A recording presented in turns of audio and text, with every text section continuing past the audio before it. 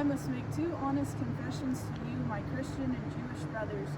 First, I must confess that over the last few years I have been gravely disappointed with the white moderate. I have almost reached the regrettable conclusion that the Negro's great stumbling block in the stride toward freedom is not the white citizens' counselor or the Ku Klux Klaner, but the white moderate who is more devoted to order than to justice, who prefers a negative peace, which is the absence of tension, to a positive peace, which is the presence of justice, who constantly says, I agree with you in the goal you seek, but I can't agree with your methods of direct action, who paternalistically feels that he can set the timetable for another man's freedom, who lives by the myth of time, and who constantly advises the Negro to wait until a more convenient season. Shallow understanding from people of goodwill is more frustrating than absolute misunderstanding from people of ill will. Lukewarm acceptance is much more bewildering than outright rejection. In your statements, you assert that our actions, even though peaceful, must be condemned because they precipitate violence. But can this assertion be logically made? Isn't this like condemning the robbed man because his possession of money precipitated the evil act of robbery? Isn't this like condemning Socrates because his unswerving commitment to truth and philosophical deliverance precipitated the misguided popular mind and make him drink the hemlock? Isn't this like condemning Jesus because his unique God consciousness and never seeking devotion to his will precipitated the evil act of crucifixion? We must come to see, as federal courts have consistently affirmed, that it is immoral to urge an individual to withdraw his efforts to gain his basic constitutional rights because the quest precipitates violence. Society must protect the robbed and punish the robber. I also hope that the white moderate will reject the myth of time. I received a letter this morning from a white brother in Texas which said, all Christians know that the colored people will receive equal rights eventually, but is it possible that you are in too great of a religious hurry? It has taken Christianity almost 2,000 years to accomplish what it has. The teachings of Christ take time to come to earth. All that is said here grows out of a tragic misconception of time. It is a strangely irrational notion that there is something in the very flow of time that will inevitably cure all ills. Actually, time is neutral. It can be used either destructively or constructively. I am coming to feel that the people of ill will have used time much more effectively than people of goodwill. We will have to repent in this generation not merely for the vitriolic words and actions of the bad people, but for the appalling silence of the good people. We must come to see that human progress never rolls in on the wheels of inevitability. It comes through the tireless efforts and persistent work of men willing to be co-workers with God. And with this hard work, time itself becomes an ally of the forces of social sanction. You spoke of our activity in Birmingham as extreme. At first, I was rather disappointed that the fellow clergymen would see my nonviolent efforts as those of an extremist. I started thinking about the fact that I stand in the middle of two opposing forces in the Negro community. One is a force of compliancy made up of Negroes who have been a result of long years of oppression, who have been so completely drained of self-respect and of a sense of somebodyness that they have adjusted to segregation, and on the other hand, a few Negroes in the middle class who, because of a degree of academic and economic security, and because at points they profit by segregation, have unconsciously become insensitive to the problems of the masses. The other force is one of bitterness and hatred and comes perilously close to advocating violence. It is expressed in the various black nationalist groups that they are springing up over the nation, the largest and best known being Elijah Muhammad's Muslim movement. The movement is nourished by the contemporary frustration over the continued existence of racial discrimination. It is made up of people who have lost faith in America, who have absolutely repudiated Christianity, and who have concluded that the white man is an incurable devil. I have tried to stand between these two forces, saying that we need not follow the do-nothingism of the complacent or the hatred and the despair of the black nationalists. There is a more excellent way of loving and nonviolent protest. I am grateful to God that through the Negro Church, the dimension of nonviolence entered our struggle. If this philosophy had not emerged, I'm convinced that by now many streets of the South would be flowing with floods of blood. And I am further convinced that if our white brothers diminish the rabble-rousers and outside agitators, those of us who are working through the channels of nonviolent direct action and refuse to support our nonviolent Millions of people, out of frustration and despair, will seek solace and security in black nationalist ideas and development that will lead inevitably to a frightened racial nightmare. Oppressed people cannot remain oppressed forever. The urge for freedom will eventually come. This is what has happened to the American Negro. Something within has reminded him of his birthright freedom. Something without has reminded him that he can gain it. Consciously and unconsciously, he has been swept in by what the Germans called the Geist, and with his black brothers of Africa and his brown and yellow brothers of Asia, South America, and the Caribbean. He is moving with a sense of cosmic urgency toward the promised land of racial justice. Recognizing this vital urge that has engulfed the Negro community, one should readily understand public demonstrations. The Negro has many pent-up resentments and latent frustrations. He has to get them out. So let him march sometimes. Let him have his prayer pilgrimages to the city hall. Understand why he must have sit-ins and freedom rides.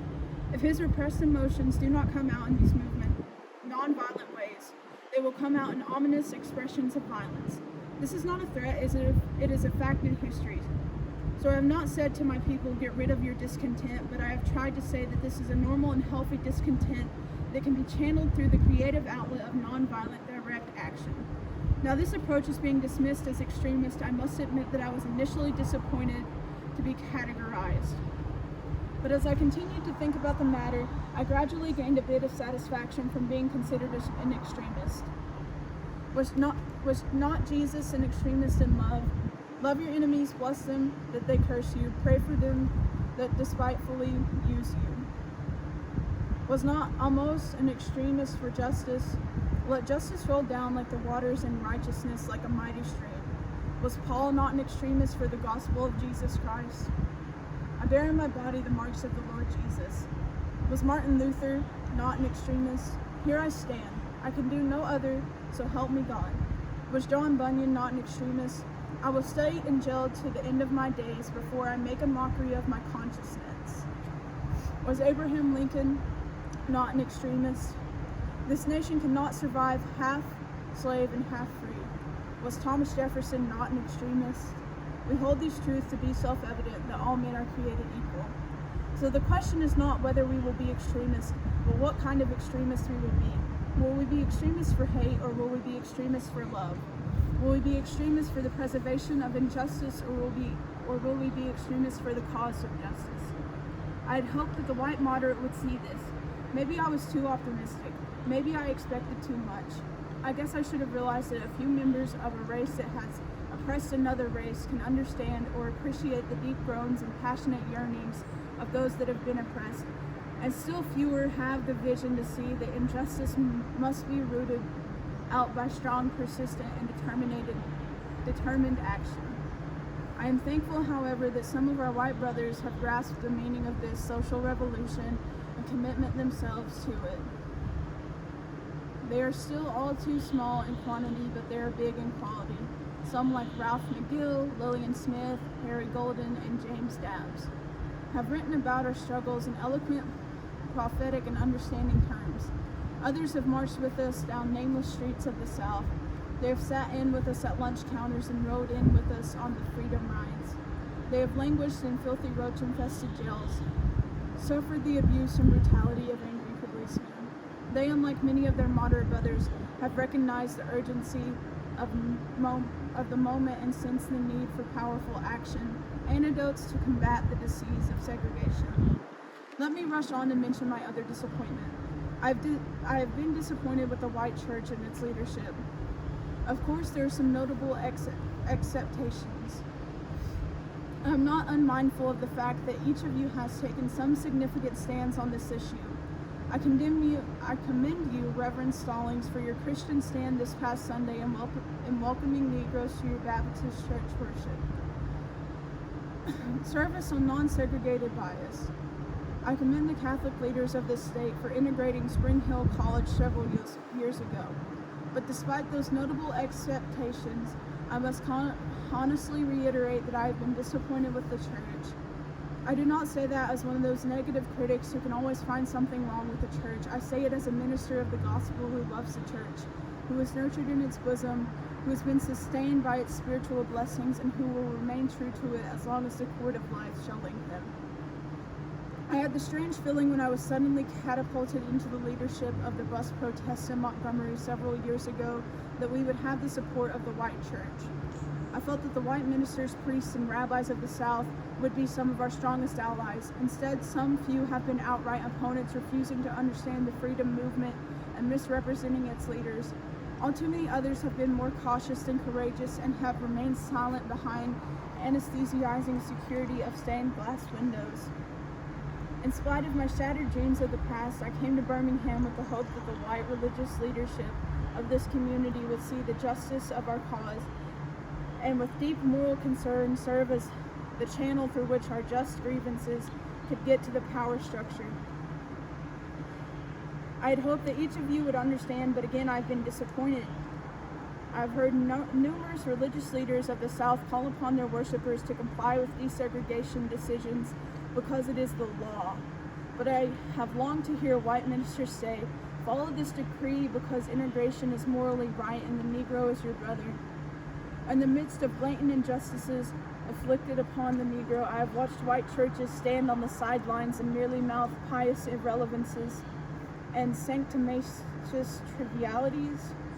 In the midst of a mighty struggle to rid our nation of racial and economic injustice, I have heard so many ministers say, those are social issues which the gospel has nothing to do with. And I've watched so many churches commit themselves to a completely otherworldly religion which made a strange distinction between bodies and soul, the sacred and the secular. There was a time when the church was very powerful. It was during the early period that the early Christians rejoiced when they were deemed worthy to suffer for what they believed. In those days, the church was not merely a thermometer that recorded the ideas and principles of popular opinion. It was the thermostat that transformed the mores of society.